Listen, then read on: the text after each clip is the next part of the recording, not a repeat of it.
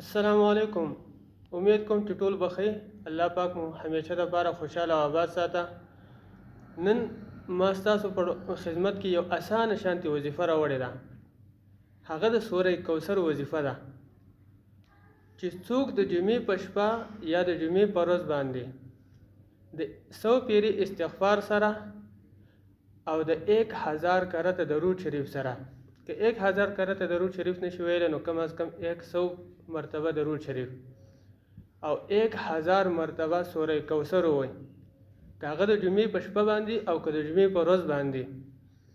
نو که د جمعې په شپه باندې وي نو د هغې یو فضیلت او یو برکت دا دی چې د جناب محمد رسول الله صلی الله علیه وسلم دیدار به ورته الله جل جلاله نصیب کړي.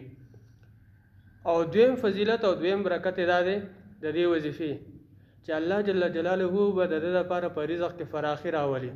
رزق به دومره زیات شي چې دی به د محتاجۍ نه آزاد شي، فقر و فاقه به بالکل ختم شي، غربت به ختم شي، مالدار به شي. الله رب العالمین به د ده لپاره اسباب د غیب پیدا کړي، هر طرف نه به د ته رزق میلاویږي او چرته به تر قیامت پورې الله جل جلاله دې محتاج نه کړي. تر دې پورې چې بعضو علماو لیکلي چې دته چې کوم رزق میلاویږي دا به د ده نسلونه هم خوري، دومره رزق به الله جل جلاله دته ورکړي. نو که د جمعې په شپه باندې وي نو د هغې یو دغه فضیلت او برکت دی، او که د جمعې په ورځ باندې وي د ماسپښین لمونځ نه وروستو نو الله جل جلاله به د ده لپاره فراخي د رزق راولي، مال کې به زیاتوالی راشي، برکات به پکې راشي او هر قسم محتاجۍ نه به آزاد شي.